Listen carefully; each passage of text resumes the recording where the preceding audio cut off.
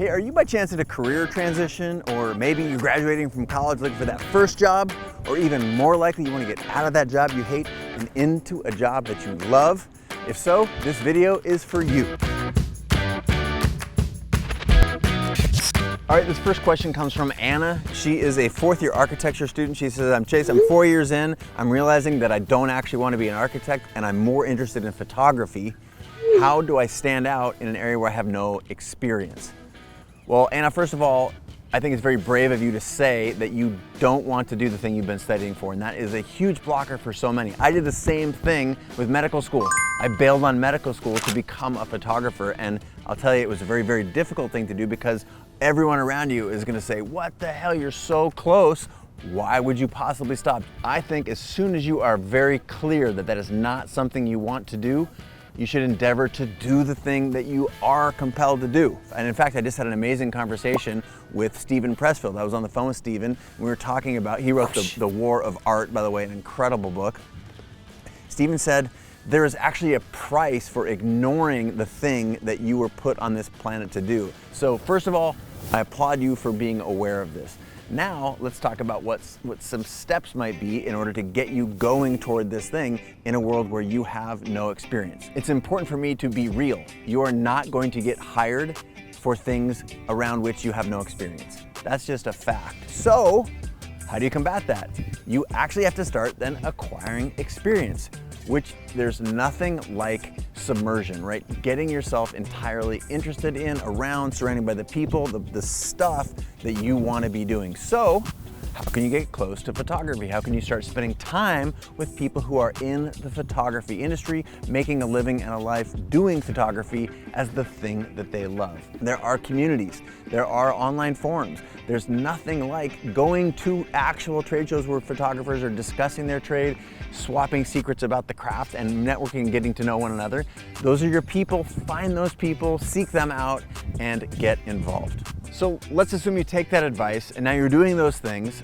A great following question is how do I now stand out in a sea where a lot of people are doing the same thing that I'm doing? Well, there's no better recipe than to develop your own personal style. And this is true whether you're a photographer, a designer, you're building houses or building companies.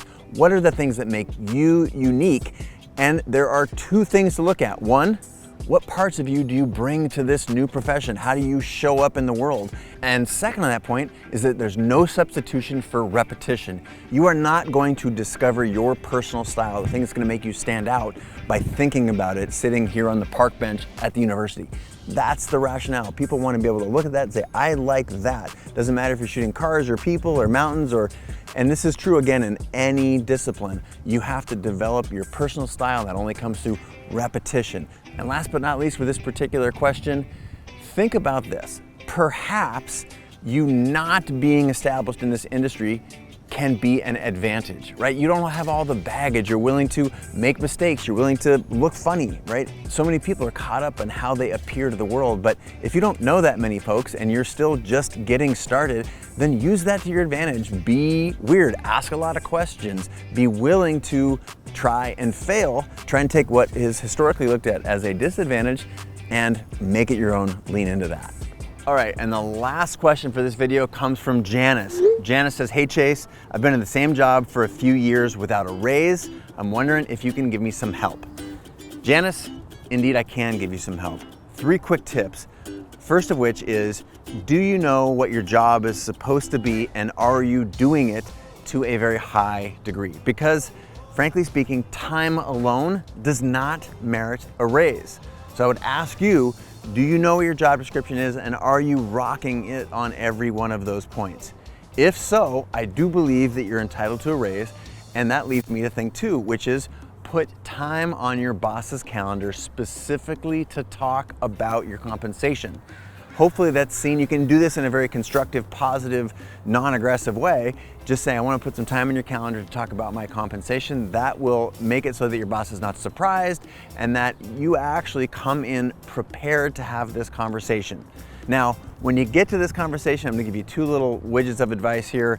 Widget number 1 is, have you understood what the job is and can you repeatedly determine that you have met or exceeded those things? See point one. Have you documented that? And are you prepared to, in a sense, share that information with your boss and ask his, her, or their response to that question? I like to understand the points of view that you're coming from and also the activity of putting yourself in your boss's shoes. How can you take your own glasses off and try and see things through their lens? There is nobody better to help you think about this and execute a plan than my dear friend Ramit Sethi. We've had lots of conversations that are on the internet about how to negotiate a salary. He is bar none the best. I can't recommend him high enough, and I want to send you to that video right now.